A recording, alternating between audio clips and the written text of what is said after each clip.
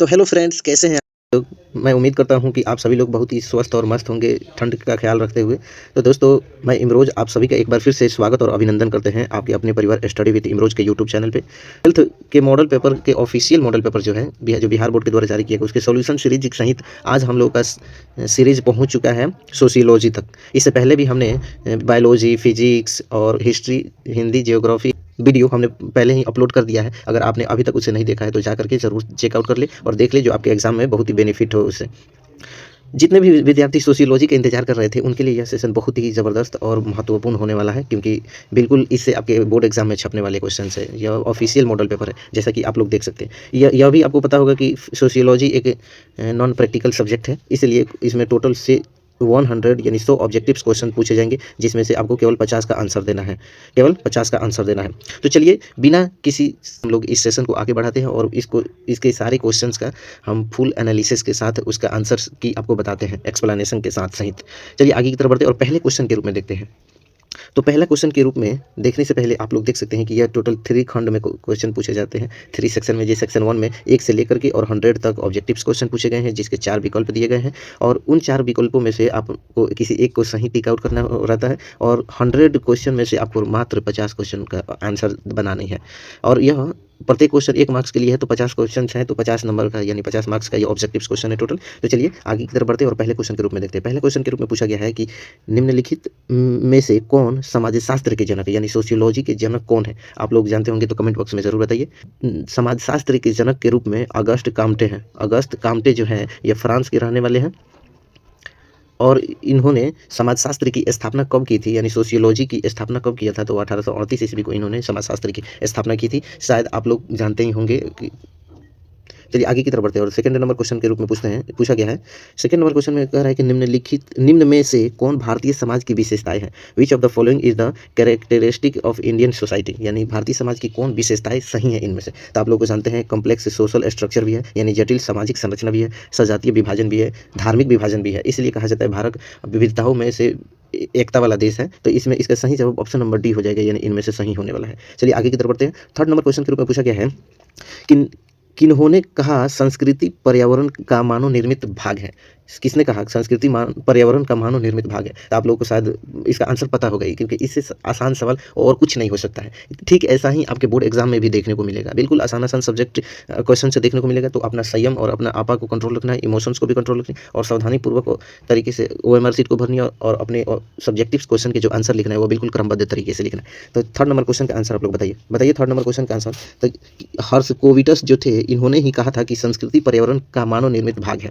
चलिए आगे की तरफ बढ़ते हैं और अगले क्वेश्चन के रूप में देखते हैं। 4 नंबर क्वेश्चन में पूछा गया है कि भारत में कितनी जातियां हैं? आप लोग बताइए भारत में कितनी जातियां हैं? इससे आसान सवाल नहीं हो सकता है और कुछ नहीं हो सकता है। और ये सब्जेक्ट भी आपके लिए बहुत ही आसान है। आप लोग इसका आंसर बताइए। चलिए इसका आंसर बताइए, भारत में कितनी जातियां? तो हम लोग जानते हैं कि भारत में टोटल 3000 जातियाँ। भारत में कितनी जातियाँ? 3000 जातियाँ, जिसमें से ईसाई की जाति आप लोग को देखिएगा तो ईसाई की कास्ट 2.3% है और सिख की अगर देखिएगा तो इनका प्रतिशत कितना है? तो 1.7% है।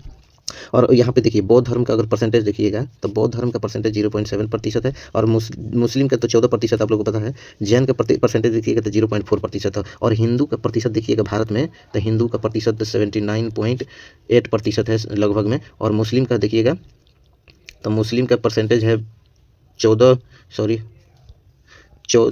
मुस्लिम का परसेंटेज है 14.9% मुस्लिम की जनसंख्या है। चलिए आगे की तरफ बढ़ते हैं। इससे ज़्यादा एक्सप्लेनेशन कोई नहीं कर सकता है, देख सकते हैं आप। 5 नंबर क्वेश्चन के रूप में पूछा गया है कि निम्न में से कौन भारत में सबसे लघु धार्मिक समूह है? सबसे लघु धार्मिक समूह कौन है? आप लोग बताइए फटाफट। तो सबसे लघु धार्मिक में आपको ऊपर दिखा चुके हैं कि सबसे कम जनसंख्या किसकी है। तो सबसे कम जनसंख्या किसकी है? आप लोग बताइए सबसे कम जनसंख्या इसमें किसकी है? इसमें लघु धार्मिक समूह कौन सा होगा बताइए? सिख धर्म होगा। चलिए आगे की तरफ बढ़ते हैं और 6 नंबर क्वेश्चन करूँ। भारतीय संविधान की 8वीं अनुसूची में कितनी भाषाओं का वर्णन किया गया? तो अनुसूची से रिलेटेड हम जो एक एग्जाम लेंगे पॉलिटी का, एक क्लास लेंगे पॉलिटी का, उसमें आपको अनुसूची से रिलेटेड टोटल 12 अनुसूची है, उससे रिलेटेड जितने भी सवाल बनने वाले हैं उन सब के एक्सप्लेनेशन के साथ हम आपको बताएंगे और उसको पढ़ाने वाले हैं बहुत जल्द। तो आप लोगों को पता है कि भारतीय संविधान की 8वीं अनुसूची में कितनी भाषाएं शामिल है? तो टोटल 22 भाषाओं को शामिल किया गया है। 22 भाषाओं के रूप में आप देखिएगा तो कश्मीरी, सिंधी, पंजाबी, बंगाली, असमी, उड़िया, तमिल, तेलुगु, मलयालम, हिंदी, संस्कृत, नेपाली, मणिपुरी, कोंकणी, बोडो, डोगरी, मैथिली, संथाली, ये 22 भाषाएं हैं जो हमारी संविधान की 8वीं अनुसूची में वर्णित है। चलिए आगे की तरफ बढ़ते हैं और 7 नंबर क्वेश्चन के रूप में पूछा गया है कि श्रम विभाजन के सिद्धांत का प्रतिपादन किसने किया था। श्रम विभाजन आप लोगों को पता होगा, इसका जवाब तो जरूर पता होगा कि who among the following propounded the theory of division of labour. Division यानी श्रम विभाजन, जितने भी लेबर ओवर थे काम करने वाले, उनका विभाजन किसने किया है बताइए आप लोग। उनका विभाजन किसने किया है, श्रम विभाजन किसने किया है आप लोग बताइए। श्रम विभाजन किसने किया है बताइए आप लोग। तो श्रम विभाजन दुर्खिम ने किया है। दुखी में लिखा है लेकिन ओरिजिनल नाम उनका दुर्खिम है, दुर्खिम ऐसे लिखा जाता है, ये थोड़ा सा मिसप्रिंट हुआ है। चलिए आगे की तरफ बढ़ते हैं और 8 नंबर क्वेश्चन के रूप में पूछा गया है कि निम्न में से कौन कारक भारतीय समाज में अशांति एवं सद्भाव में बाधक, यानी कौन सी कारक है जो भारतीय समाज में अशांति एवं सद्भाव के बाधक होती है। सद्भाव के बाधक कौन होती है बताइए। निर्धनता भी शांति को भंग करने का कार्य करती है, बाल अपराध भी शांति को भंग करने का कार्य करती है, और धार्मिक तनाव भी इस जो हाल ही की खबर के अनुसार जो दिख रहे हैं उसके अनुसार भी अशांति फैलाई जा रही है। तो इसका बिल्कुल जवाब ऑप्शन नंबर डी होगा, इनमें से सभी होगा। चलिए आगे की तरफ बढ़ते हैं। 9 नंबर क्वेश्चन के रूप में पूछा गया है कि निम्न में से यह किनका विचार है कि जाति संस्तरण में पर्याप्त लोक पूर्णता एवं गतिशीलता व्याप्त है। किनका है बताइए, यानी कहने का मतलब जातीय संस्करण में पर्याप्त लोकपूर्णता एवं गतिशीलता व्याप्त किसमें है बताइए आप लोग। आंसर श्रीनिवास ने कहा था, ये श्रीनिवास जी का कहना है। चलिए आगे की तरफ बढ़ते और 10 नंबर क्वेश्चन के रूप में पूछा गया है कि उगड़ी को नए वर्ष के उत्सव के रूप में भारत के किस राज्य में मनाया जाता है। उगड़ी एक उत्सव है, पर्व है, उसको भारत के किस राज्य में मनाया जाता है आप लोग बताइए। तो उगड़ी को आंध्र प्रदेश में मनाया जाता है, आप लोग को पता होगा। तो इसमें आंध्र प्रदेश भी नहीं दिया है चारों ऑप्शन में, तो इसका सही जवाब आप लोग याद कर लीजिएगा कि इसका सही जवाब है आंध्र प्रदेश में उगड़ी महापर्व मनाया जाता है, आंध्र प्रदेश में। तो इसमें कोई जवाब नहीं होगा, ये आंध्र प्रदेश में मनाया जाता है। चलिए आगे की तरफ बढ़ते हैं। अगले क्वेश्चन के रूप में पूछा निम्नलिखित में से किन्होंने कहा कि भारत की विविधता में संस्कृति एकजुटता अंतर्निहित है। किसने कहा कि भारत की विविधता, भारत में विविध प्रकार के संस्कृति है फिर भी एकजुटता उनमें निहित है। किनका कहना है बताइए आप लोग। तो ये हमारे एकमात्र राष्ट्रपति देश के प्रथम जो प्रधानमंत्री थे वो पंडित जवाहरलाल नेहरू जी का कहना था। इन्होंने ही एक पुस्तक लिखा था डिस्कवरी ऑफ इंडिया, यानी इसका हिंदी हुआ कि भारत की खोज नामक इन्होंने एक पुस्तक लिखा था। उसी में इन्होंने कहा था कि भारत की विविधता में सांस्कृतिक एकजुटता और अंतर्निहित है। चलिए 12 नंबर क्वेश्चन के रूप में पूछा गया है कि कांजीवरम साड़ी निम्न में से क्या है। कांजीवरम साड़ी निम्न में से क्या है आप लोग बताइए। कांजीवरम साड़ी एक सिल्क साड़ी है और यह कहाँ पाई जाती है तो आप लोग को पता होगा, यह तमिलनाडु के क्षेत्रों में जो दक्षिण भारत है वहाँ पे इसका प्रचलन ज़्यादा है। चलिए आगे की तरफ बढ़ते हैं। 13 नंबर क्वेश्चन के रूप में पूछा गया है कि किन्होंने कहा कि प्रजाति, धर्म एवं भाषा भारत में विविधता के सबसे उत्कृष्ट स्रोत है।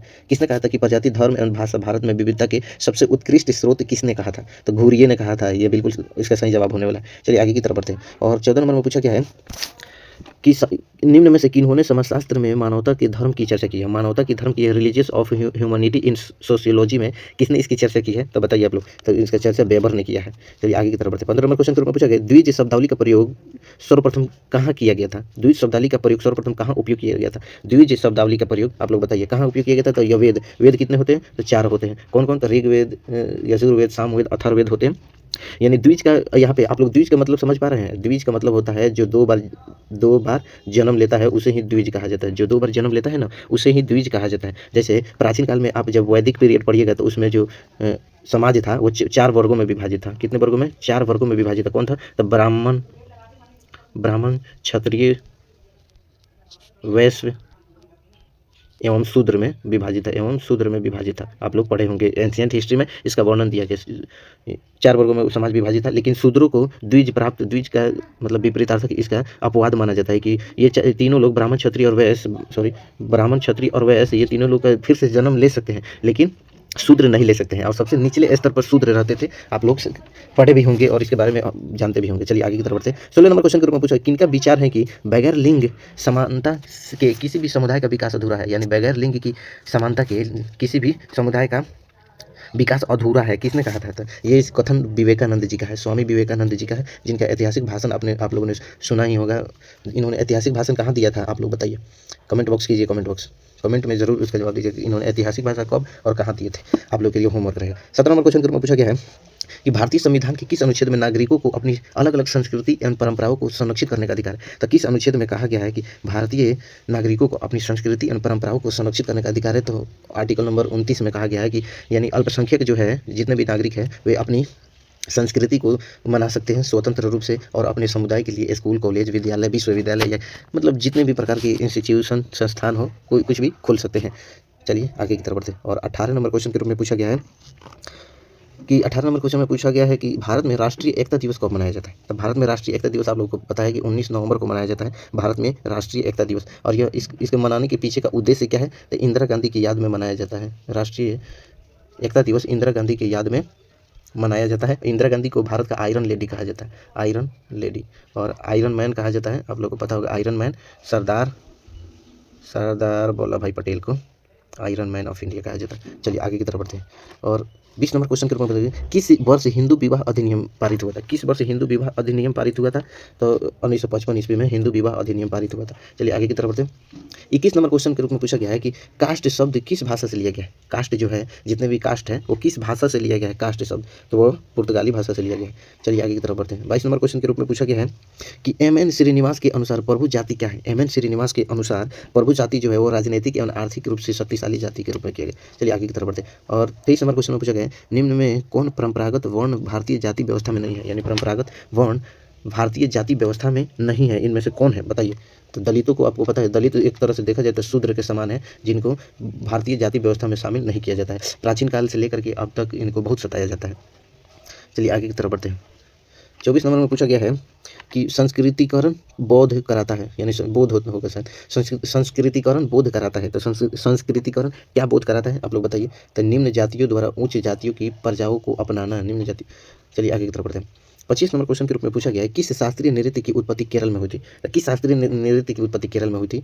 मणिपुरी जो है तो ये मणिपुर में मनाया जाता है, मणिपुर में मनाया जाता है। कथक जो है उड़ीसा में, कथक शायद केरल में मनाया नहीं जाता है, सॉरी, कथकली केरल में मनाया जाता है, केरल में कथकली मनाया जाता है। आगे की तरफ बढ़ते हैं।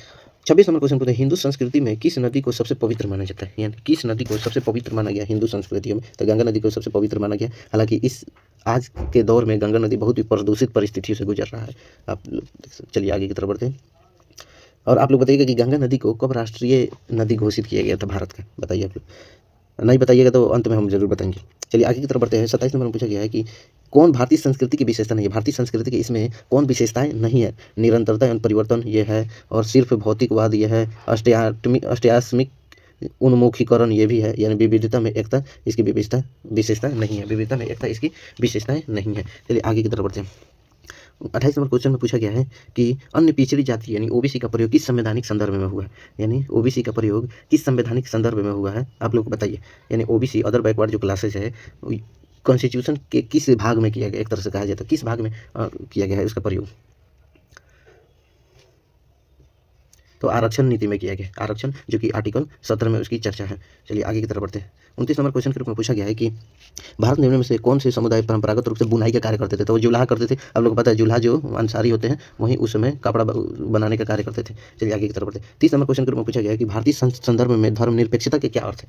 भारतीय संदर्भ में धर्मनिरपेक्षता का क्या अर्थ है? समाज में धर्म की अनुपस्थिति, राज्य के सभी धर्मों के लिए समान और हिंदुत्व राज्य का धर्म है सिर्फ एक धर्म की तरह। तो इसका बिल्कुल सही जवाब ऑप्शन नंबर बी हो जाएगा, यानी राज्य के द्वारा सभी धर्मों के लिए समान सम्मान। चलिए आगे की तरफ बढ़ते हैं। 30 नंबर क्वेश्चन में पूछा गया कि निम्न में से कौन वैश्वीकरण युग में भारतीय समाज को चुनौती दे रहा है? यानी वैश्वीकरण युग में कौन भारतीय समाज को चुनौती दे रहा है? तो सिर्फ जातिगत भेदभाव जो है वही वैश्वीकरण युग में समाज को चुनौती दे रहा है। चलिए निम्न में कौन भारत में सुधार आंदोलन का उदाहरण? सुधार आंदोलन का उदाहरण कौन है भारत में? तो सुधार आंदोलन का उद्देश्य ये आर्य समाज वाला था, ये तो सब लड़ाई वाला था अंग्रेजों का, और आर्य समाज वाला जो आंदोलन था वो सुधारवादी आंदोलन था। आप लोग पढ़े भी होंगे कि आर्य समाज सुधारवादी आंदोलन, आर्यों का सुधारवादी आंदोलन। 33 नंबर पूछा हिंदू विवाह की विशेषता नहीं है, तो हिंदू विवाह की कौन निम्न में से विशेषताएं नहीं है? तो ऑप्शन नंबर बी अस्थायी संबंध। अस्थायी संबंध के रूप में देखा जाए तो हिंदू धर्म में लिखा है कि भाग कर शादी करना गुनाह है, भाग कर शादी नहीं कर सकते। चलिए आगे की तरफ बढ़ते हैं। अगले क्वेश्चन के रूप में पूछा गया है कि हिंदू विवाह अधिनियम के अंतर्गत एक लड़की के विवाह की न्यूनतम आयु क्या रखी गई है? लड़की की आयु की न्यूनतम आयु लड़की की 18 वर्ष, जबकि लड़का का अगर पूछेगा तो लड़का का 21 वर्ष रखा गया। आप लोग जान जाइए इस बात को। चलिए आगे की तरफ बढ़ते हैं। 35 नंबर क्वेश्चन में मुस्लिम विवाह कौन आवश्यक तत्व है? तो मुस्लिम विवाह में कौन आवश्यक तत्व है इनमें से बताइए। तो मुस्लिम विवाह में निकाह सबसे आवश्यक तत्व होता है, तो निकाह इसमें दिया गया है, लफ्ज़ कबूल है यही है। चलिए आगे की तरफ बढ़ते हैं। 36 नंबर क्वेश्चन के रूप में पूछा गया है कि हिंदू विवाह के किस स्वरूप को सर्वोत्तम एवं सबसे पवित्र माना जाता है, यानी किस विवाह हिंदू विवाह के किस स्वरूप को सर्वोत्तम एवं सबसे पवित्र माना जाता है हिंदू धर्म के अनुसार, बताइए। तो गंधर्व धर्म सबसे पवित्र माना जाता है। आगे की तरफ बढ़ते हैं। मेहर का क्या होता है, मेहर क्या है? तो महर आप लोग को पता होगा, जो निकाह के समय मुस्लिम धर्म के रूप में महर उर्दू लफ्ज़ है, जो भारतीय मुस्लिम या मुस्लिम लोगों का जो शादी होता है तो वो रकम के रूप में जो अपनी पत्नी को देते हैं, अपनी बीवी को जो रकम देते हैं उसे ही महर कहा जाता है। तो वर के द्वारा कन्या को दी जाने वाली रकम, इसका बिल्कुल सही जवाब। चलिए आगे की तरफ बढ़ते हैं। और 38 नंबर पूछा गया है कि गंधर्व विवाह निम्न में से किस पर आधारित है? गंधर्व विवाह निम्न में से किस पर आधारित है, बताइए आप लोग। प्यार एवं संस्कृति सहमति पर आधारित है। आगे की तरफ बढ़ते हैं। 39 नंबर पूछा गया निम्न में से कौन नगरीकरण को सबसे अच्छी तरह परिभाषित करता है? नगरीकरण को सबसे अच्छी तरह परिभाषित कौन करता है? तो वह प्रक्रिया जिसके द्वारा शहर एवं नगरों का विकास होता है, यही सबसे ज़्यादा प्रभावित करता है। 40 नंबर क्वेश्चन में पूछा गया है, 40 नंबर के रूप में पूछा गया है कि औद्योगिक क्रांति सर्वप्रथम निम्न में से कहाँ हुई थी? तो औद्योगिक क्रांति इंग्लैंड से शुरू हुई थी। कब हुई थी? तो यह 18वीं शताब्दी में यह शुरू हुई थी। चलिए आगे की तरफ बढ़ते हैं।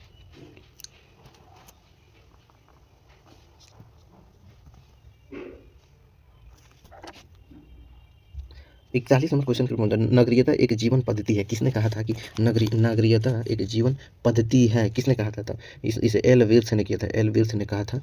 प्रारंभिक औद्योगिक क्रांति के समय ऊर्जा का मुख्य स्रोत क्या था? यानी जो प्रारंभिक औद्योगिक क्रांति के हुई थी उस समय ऊर्जा का मुख्य स्रोत क्या था? आप लोग बताइए कमेंट से। वाष्प ऊर्जा था, उस समय वाष्प ऊर्जा सबसे ज़्यादा प्रचलित थी।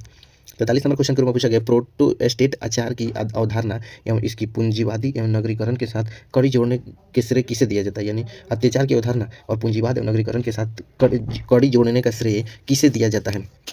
तो कड़ी जोड़ने का श्रेय मैक्स वेबर को दिया जाता है, लोगों को पता होगा। चलिए आगे की तरफ बढ़ते हैं। यहाँ पे हम एक्सप्लेनेशन ज़्यादा नहीं करेंगे, बहुत लंबा वीडियो हो जाएगा। हम एक फुल एक्सप्लेनेशन के साथ वीडियो लेकर आने वाले, जिसमें आप लोगों को ए टू जेड डाउट हो या कुछ भी हो सब कुछ लिखा जाएगा। चलिए आगे। भारत में स्वतंत्रता के पश्चात किस नगर को प्रथम नियोजित नगर के रूप में जाना जाता है?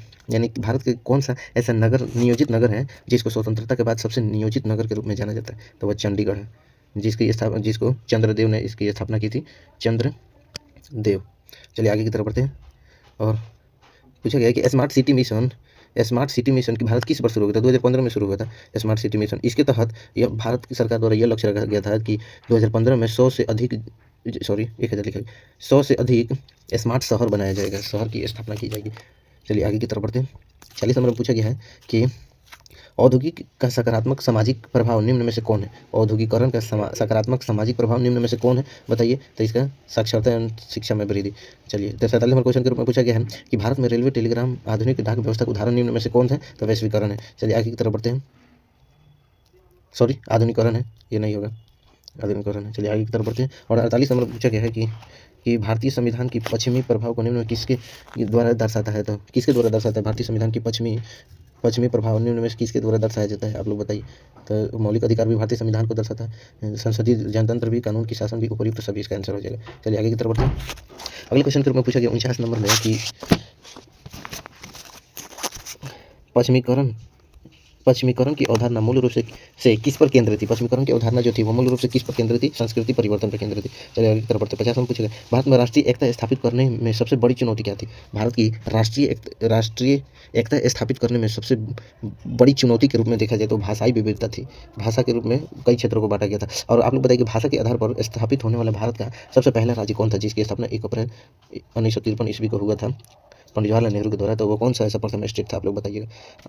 और पूछे 51 नंबर क्वेश्चन करूँगा, भारत को भारतीय संविधान के किस अनुच्छेद और धर्मनिरपेक्ष शब्द घोषित किया गया? किस संविधान के अनुच्छेद के अनुसार भारत को धर्मनिरपेक्ष राज्य घोषित किया गया है? तो अनुच्छेद 25 के तहत। अनुच्छेद 25 में ही धार्मिक समुदाय को मानने की स्वतंत्रता दी गई, यानी धर्म से रिलेटेड जितने भी आप लोग को कार्य करना है वो आर्टिकल 25 के तहत आप कर सकते हैं। हम लोग नमाज पढ़ते हैं तो आर्टिकल 25 का ही में ही वर्णित किया गया। सिख कृपाल धारण करते हैं यानी तलवार लेकर चलते हैं तो वो भी आर्टिकल 25 में दिया गया। चलिए आगे की तरफ बढ़ते हैं। और अगले क्वेश्चन के रूप में पूछा गया 52 नंबर क्वेश्चन है कि वर्ग संघर्ष की अवधारणा किसने प्रतिपादित की थी?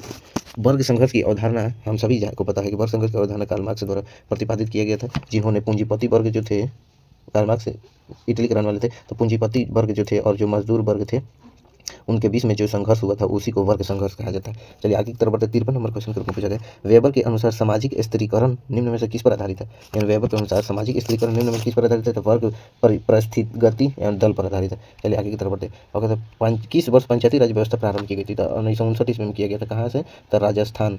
और राजस्थान में कहाँ से? तो नागौर डिस्ट्रिक्ट से, नागौर डिस्ट्रिक्ट से। चलिए आगे की तरफ बढ़ते हैं और अगले क्वेश्चन के रूप में देखते हैं। और 55 नंबर, एकीकृत बाल विकास सेवा ICBBS कब प्रारंभ किया गया था? तो इस यानी राष्ट्रीय एकीकृत बाल विकास सेवा कब प्रारंभ किया गया था, आप लोग बताइए। तो ICBM ये 2 अक्टूबर 1975 ईस्वी को शुरू किया गया था। चलिए आगे की तरफ बढ़ते हैं। कौन पंचायती राज के द्वारा ग्राम स्वराज चाहते हैं? पंचायती राज के द्वारा ग्राम स्वराज कौन चाहते हैं? तो महात्मा गांधी। ग्रामीण स्तर पर महात्मा गांधी ही सोचते थे।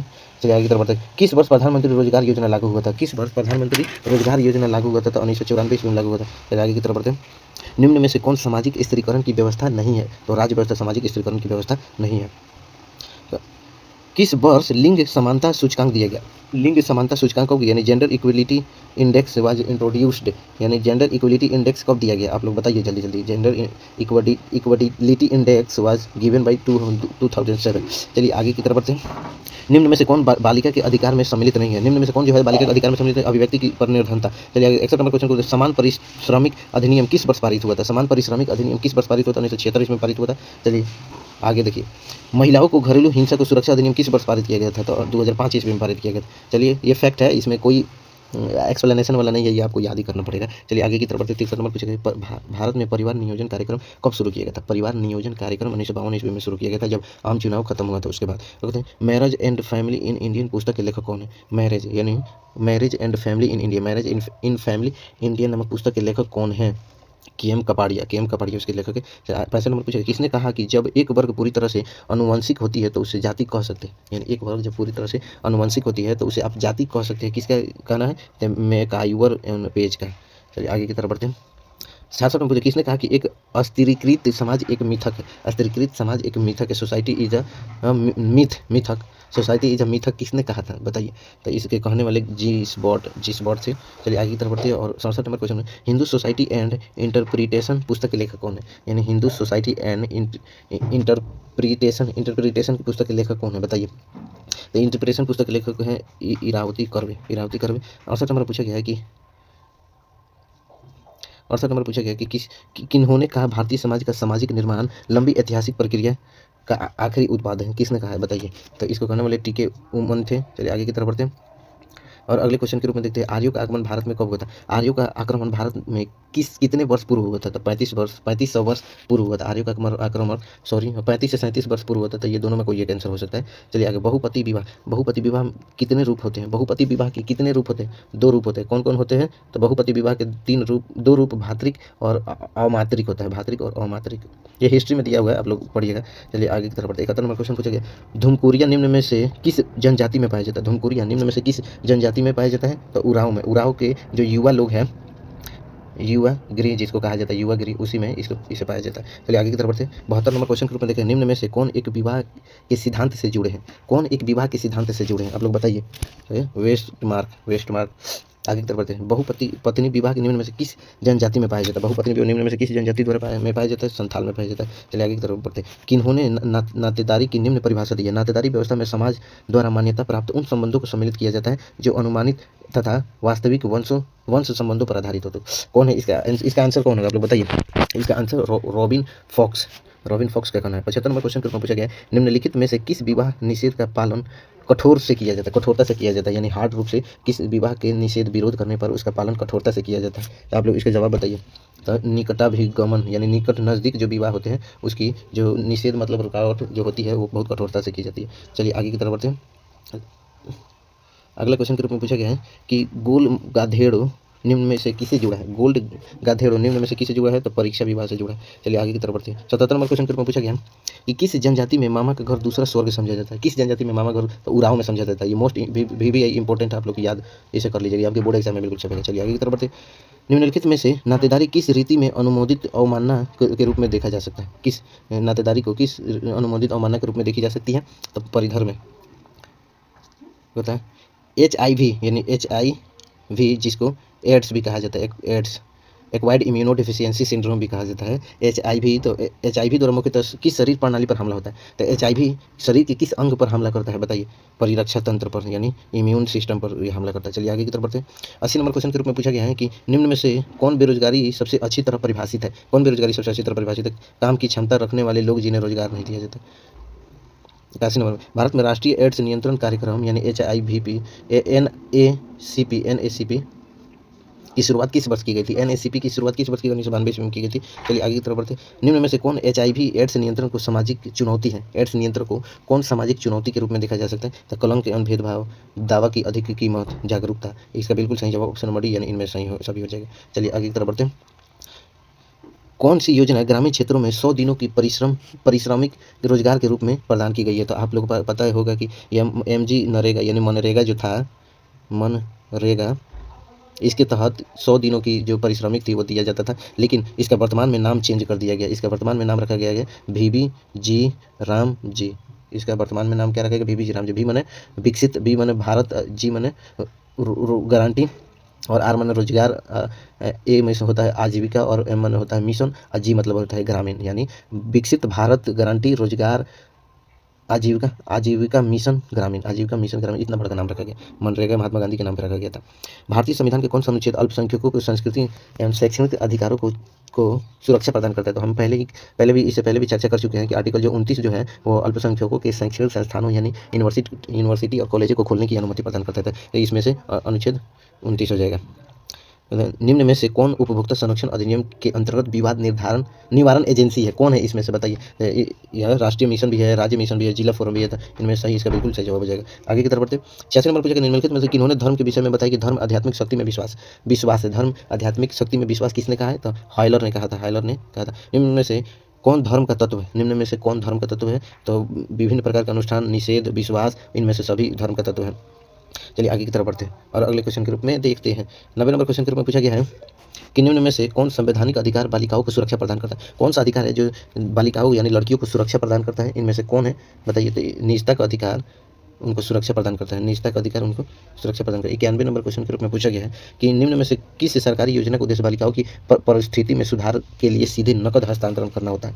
कौन सा इसमें? सुकन्या समृद्धि योजना के द्वारा उनको पैसा दिया जाता है विवाह करने के लिए। शायद अभी सुकन्या समृद्धि विवाह की राशि के रूप में देखा जाए, सुकन्या विवाह की राशि के रूप में देखा जाए तो टोटल राशि इनको शायद 1 लाख रुपए दिया जाता है, 1 लाख रुपए दिया जाता है। चलिए आगे की तरफ बढ़ते हैं। भारत में धर्मनिरपेक्षता अंग है? कौन सा भारत में धर्मनिरपेक्षता अंग है? तो मौलिक अधिकार भी धर्मनिरपेक्षता अंग है, DPSP भी धर्मनिरपेक्षता अंग है। तो इसमें इसका बिल्कुल जवाब A और B दोनों हो जाए। आगे की तरफ बढ़िए।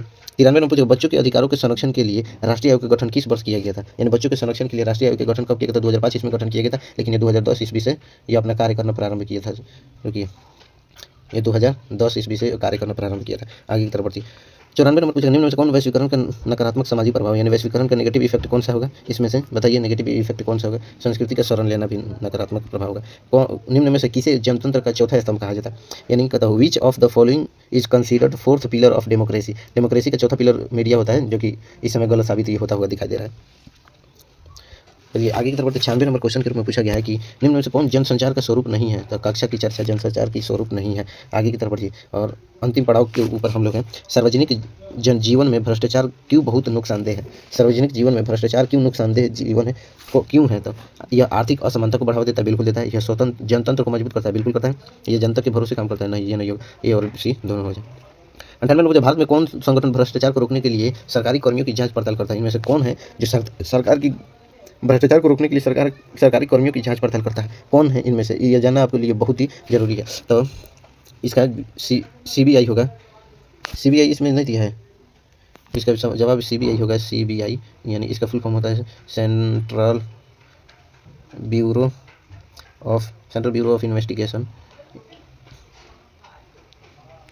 Central bureau of investigation. चलिए आगे की तरफ बढ़ते हैं। 99 नंबर क्वेश्चन के रूप में पूछा गया, निम्न में से इन्होंने लिंग को एक सामाजिक निर्माण के रूप में परिभाषित किया? लिंग को एक सामाजिक निर्माण के रूप में किसने परिभाषित किया था? तो इसे मार्गरेट मीड ने किया था। और अंतिम क्वेश्चन की तरफ बढ़ते हैं। अंतिम क्वेश्चन के रूप में पूछा गया है, भारत में पंचायती राज संस्थाओं को महिलाओं के कितने प्रतिशत आरक्षण की व्यवस्था की गई है? तो महिलाओं को 33 नहीं, सॉरी, महिलाओं को 50% आरक्षण की व्यवस्था की गई है। महिलाओं को 50%, महिलाओं को पूरे भारत में कह रहा है तो 33% आरक्षण की व्यवस्था की गई, लेकिन बिहार में कहेगा, बिहार में 50% महिलाओं को आरक्षण की व्यवस्था है। तो आज क्या रहा, तो आज क्या तो आज खत्म होता है ये। तो ये रहा आपके 100 का 100 ऑब्जेक्टिव्स क्वेश्चन। उम्मीद करते हैं कि ये वीडियो आपको बहुत ही ज़्यादा पसंद आया होगा, और अपनी पसंद आया होगा तो अपने, अगर ये वीडियो आपको पसंद आया तो उसमें शेयर, लाइक, सब्सक्राइब जरूर कीजिएगा, और अपने दोस्तों के पास भी शेयर कीजिएगा। ऐसे ऐसे कंटेंट हम आपके लिए लाते रहेंगे, तो मुझे मोटिवेट करने के लिए आप लोग लाइक, सब्सक्राइब जरूर कीजिएगा, और कमेंट बॉक्स में बताइएगा आपको ये वीडियो कैसा लगा, ताकि हम आगामी वीडियो में सुधार कर सकें। और आप लोग अपनी तैयारी अच्छी तरह से करते रहिए, आपका एग्जाम बहुत नज़दीक आ रहा है। इसके बाद हम फिजिक्स तो करा चुके हैं, इसके बाद हम मैथ्स और केमिस्ट्री का लेकर आएंगे, और वो आपका अंतिम क्वेश्चन, अंतिम वीडियो होगा 12th वालों के लिए। उसके बाद हम 10th की शुरू करने वाले हैं। ठीक है, मिलते हैं नेक्स्ट वीडियो में। थैंक यू, धन्यवाद, जय Hind. Thank you so much for watching, dear students.